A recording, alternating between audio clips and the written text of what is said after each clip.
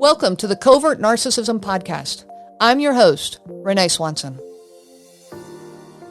10 days was the amount of time between me telling him I was filing for divorce and actually filing.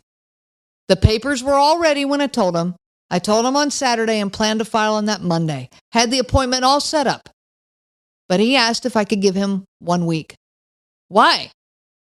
He wanted time to think about it. I said, it won't make any difference. Nothing is going to change. And he said he just wanted time to let it soak in, that I had had time to think about it, but this was news to him. News? For 2 years now, I've been telling him I was done. For 2 years, nothing existed between us. This was certainly not a surprise to him. But I agreed to give him 1 week. I'm Renee Swanson, your host of the Covert Narcissism Podcast. Thank you so much for joining me here. I cannot believe the growth of this podcast and the reach that it has. So thank you. This episode is part 2. And if you missed last week's, please be sure and go back and listen to part 1. So 2 days after telling him that I was filing for divorce, this is in that, he wanted that extra week. He wanted to talk. Okay? He asked me to tell him again why I was so unhappy with him. And I said, no, I'm not going to try to explain it anymore. He said that he firmly believes if he could just understand what it is that he needs to do or not do, that he could fix this. Well, he kept pushing. And knowing that I should not, I gave in. Here we go again. So I tried yet again to explain it to him.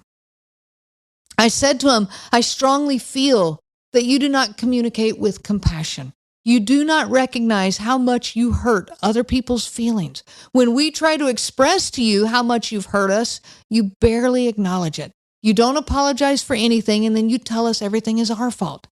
These are the same words that I have been saying to you for years. And what happened? You already know what happened. We looped right back into yet another one of those circular conversations from hell. He said, I see pain in you and pain in the boys that somehow I've caused. And I thought, okay, good start. But he went on to explain that he has done nothing but try to make us feel safe and loved, and that he can't help it if we don't feel loved. He went on to explain how compassionate of a person he is, and that it's our fault that we just don't see it. So much for that good start. I said to him, look, I truly wish you could understand. I wish you could see it. We could have had such a beautiful marriage together. I told him that I'm emotionally exhausted and empty, and that I just have reached a point that I can't try anymore. I don't have it left in me. Of course, that got used against me. Well, you're not trying. Yeah, you're right. I'm not trying. That doesn't make me completely right. It doesn't make me completely wrong. It just made me exhausted. Well, he quickly shot at me, I think you've given up so much sooner than you think you did. With instant tears in my eyes, I said back to him, don't you dare say that. I've given everything into this marriage, everything I possibly know. Well, his immediate apology was, well, I'm sorry. I know I'm not supposed to go there. In his pompous words. Again, a circular conversation. I told him, I've said this several times. We aren't even close. I think I've tried so hard to help our marriage, and you don't think I've tried at all. And vice versa. You think you've tried so much to help our marriage, and I don't see it. We simply are too far apart. I told him once again that he doesn't ever apologize, that he couldn't believe that I felt this way. He said he thinks he's quick to apologize when he's wrong. And looking back now, maybe that's the problem. He thinks he's quick to apologize when he's wrong. He just never believes he's wrong. So maybe that's where the problem lies.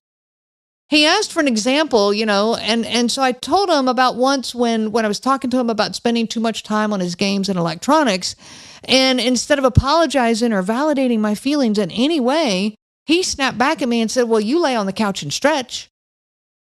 Really? How in the world do you respond to that? I wanted to tell him, look, if I spend as much time on the stretching as you do playing video games, boy, I sure would be one flexible person. Well, when I gave him this example, he said, I don't remember that. If that's what I said, then I'm sorry. That was a poor response, and it doesn't sound like me. So it's probably not the sort of thing I would say. Well, yet again, not an apology, no ownership. It's exactly the sort of thing he would say, and it's the same thing he'd said so many years, the same kind of thing. Well, I knew better than to get back into the loop with him this time. But what do? We jump back in anyways. I guess I decided I would give it one last effort. On a good note, though, unlike in the past, the circular conversations no longer churned my stomach up. They didn't send my head in a downward spiral. I walked away, ate a healthy dinner, and slept great. Well, that was new territory for me. It at least helped me understand that my healing was working. The night before I filed for divorce, he asked if we could talk. Ugh. Here we go again, round 3,784, whatever number it is. How many circular conversations had I lived through? Who knows?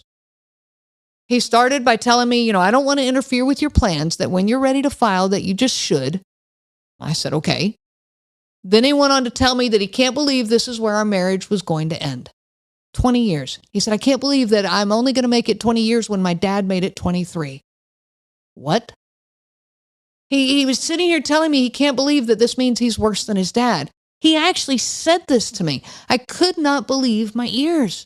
I responded to him and said, this isn't about your dad. This isn't a competition. And he said, oh, I know it's not. I'm not comparing. But if we had just made it 23 years and 6 months, then I could say I'm better than my dad. You're not comparing? What? The more I learn about covert narcissism, the more I realize that our entire marriage was about his dad. Well, that's a whole nother podcast. Maybe that'll come later. He said to me that he doesn't know how to have fun anymore, and that maybe this is part of the problem. He said that his parents had given him money for Christmas with the instructions to spend it on doing something fun. Well, this was September, so he got that money back in Christmas. He said, yeah, I still carry the money in my wallet because I can't figure out how to spend it. So maybe the problem is I don't know how to have fun anymore. And he said, I'm realizing that I might actually be the problem here. My eyes are opening up to this. If you were the only one telling me, then I could say it's you, but now the boys are telling me. So he said, I see that I blame things on everyone else. I see my reactions to things and realize that I haven't let go of the past as much as I thought. I thought I had, worked on my issues from childhood, but maybe I haven't. I'm reading this book and realizing a lot of the things that it says are the things you've been saying to me for years. He actually even said to me, I want to go to counseling. I want to get help. And I think that, when I went to the counselor with you, it was like when I went with a teenager. I thought I already had everything fixed and I didn't need them, so I wasn't honest with them. But maybe, after I get help, then maybe we can fix our issues. Wow, not bad, okay? These are good words. These are good things. But it was too late. I was done. And even with all that said, there still was no apology. Not once did he ever look me in the face and just simply say, I'm sorry. So yes, I had filed for divorce. I listened to my heart. I listened to my body. And when I went in to actually sign the divorce papers, I thought that I might be rather emotional. I really wasn't sure how I would react in that moment. As it turns out, I was not emotional at all. When the time came, my hands were a little shaky. My heart was pounding. But I was overwhelmed with a feeling of peace. A sense of relief. I knew it was time. When he sat down at the table with me, in this 10-day window, and we're sitting there, and he's in that pensively deep in thought place. He holds this uncomfortable place of silence, clearly wanting to say something, and kind of keeps you trapped there like a prisoner. And when he finally spoke up, he said, I've been trying to figure out how we got to where we are. He says that, this 3 days after telling me that he recognizes the problems are in him, but now this is where he goes. You don't ever seem to think that I apologize, and I think that I'm quick to apologize. So I went to the library and I got a book about apologizing. I thought, well, where's this going? And he said, apologies come in different shapes and sizes, and I believe I'm quick to apologize. So I think the problem is, you don't accept my apologies. I think the piece that is missing is that you don't accept them. It was almost as though he believed now that if he just said, I'm sorry, it would clear everything up, because he followed that with, so I want to say to you, I'm sorry. Do you accept my apology? I did look at him and say, hey, yes, I forgive you. I've forgiven you many times. And then I explained that this isn't going to change anything because it's far more complicated than all of this. And when I said a lot of this goes back to the issue of communication, he said, well, if that's the case, then we need to go back to the marriage counselor. No, because everything he had just said 3 days ago went right out the window. Everything he had said about I really think that maybe I'm the problem just got flipped around. Now it's all because I don't accept his apology or his way of apologizing. He didn't believe any of those words about his responsibility in all of this. He used to tell the boys a lot, I know you're just sitting there trying to figure out what to say just to get me to shut up. Well, this is what was going on. It was simple projection because it's exactly what he does. He's trying to figure out what to say to get me to shut up and not go through the divorce. Nothing comes from the heart. Nothing has any meaning. These conversations happen and then they just go ever so quickly right out the window. It can cause a lot of confusion. But when you get to this point in your healing, it actually brings a lot of clarity. This is the right direction. I'm done. Many of the conversations that came after filing for divorce were the most honest and productive conversations we had had in years. And I know people are out there experiencing this. They file for divorce and then all of a sudden you're having an honest and open conversation with this person, which is what you wanted for 20 years. I know that twilight zone that brings. As the attempts at fixing our marriage went away, things were just calmer now. He was far more cooperative and peaceful than I expected. He would still take shots, sure, making sure I knew this was all my fault, but I'd become extremely skillful at not reacting to that. He quit pushing on our younger son, and he started working out a plan for my son and me to actually stay in the house. He wanted us to keep the pets and have a place for our older son to stay when he came home from college. He was trying to balance the finances between us in a way that was fair. When I proposed an alimony amount, he actually offered to pay more. He was open to me asking questions. He wasn't making me feel stupid or uncomfortable.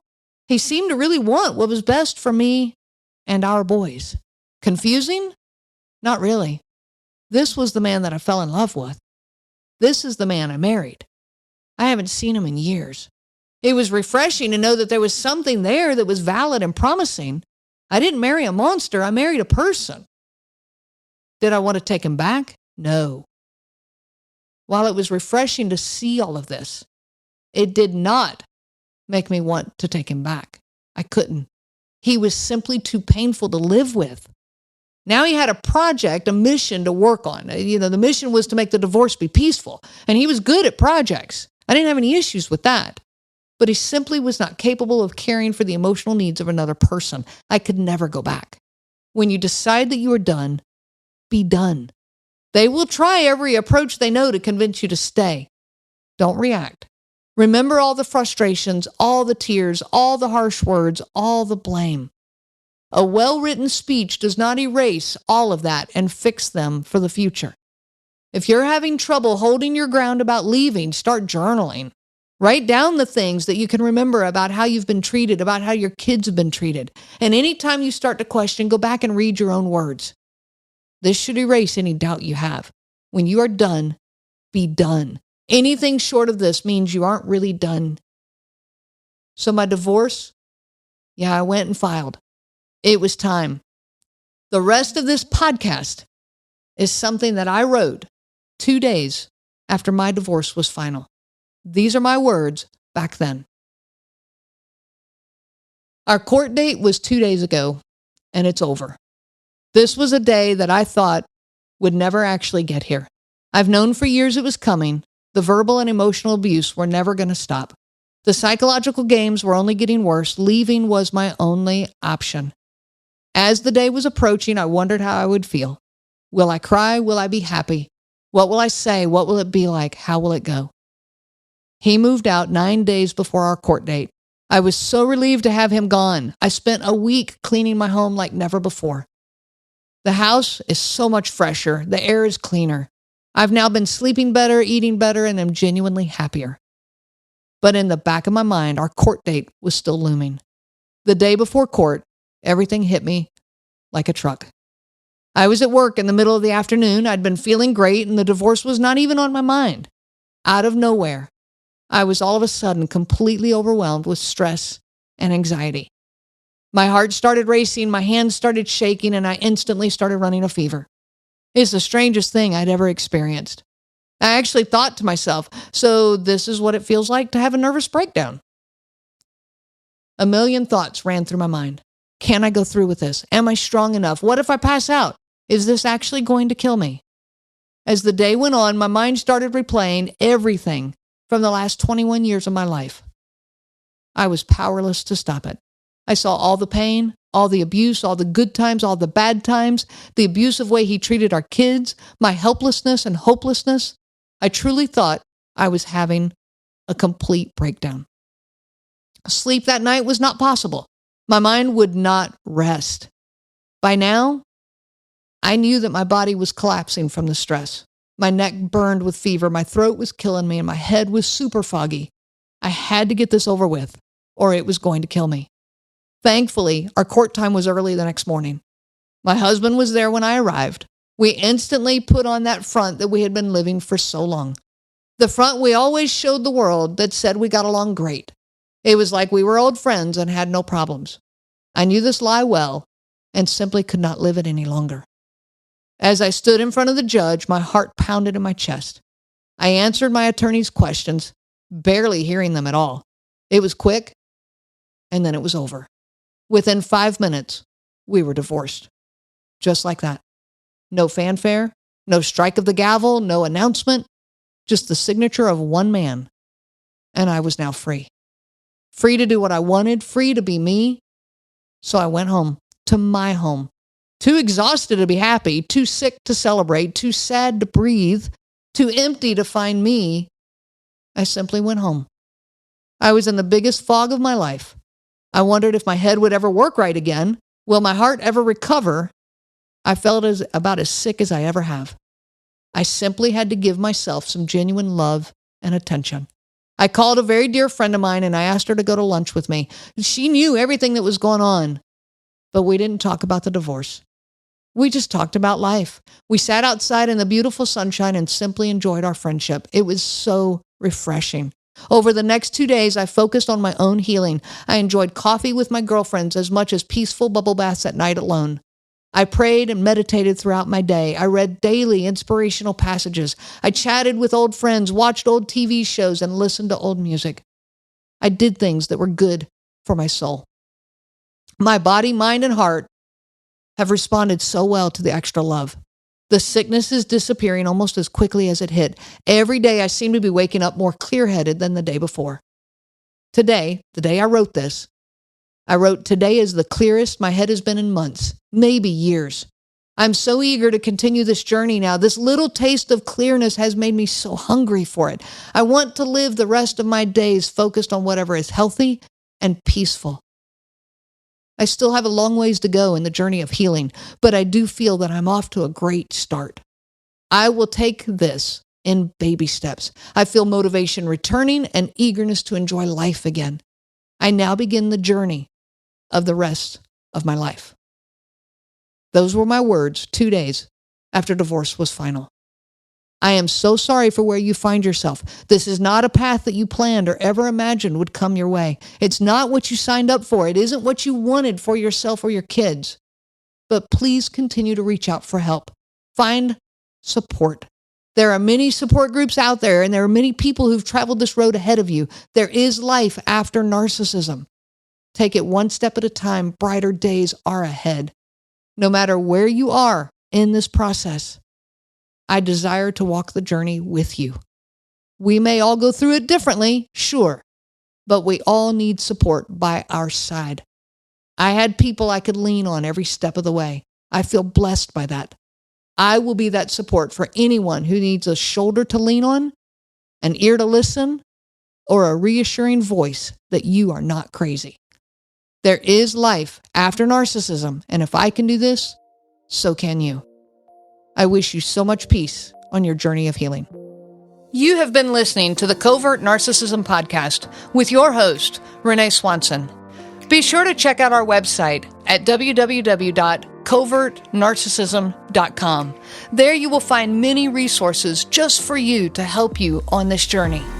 You can also reach out to me by email at Renee, RENEE, at cnglifecoaching.com. Those letters are CNG as in Covert Narcissism Group. I do look forward to hearing from you. I wish you so much peace on your journey of healing.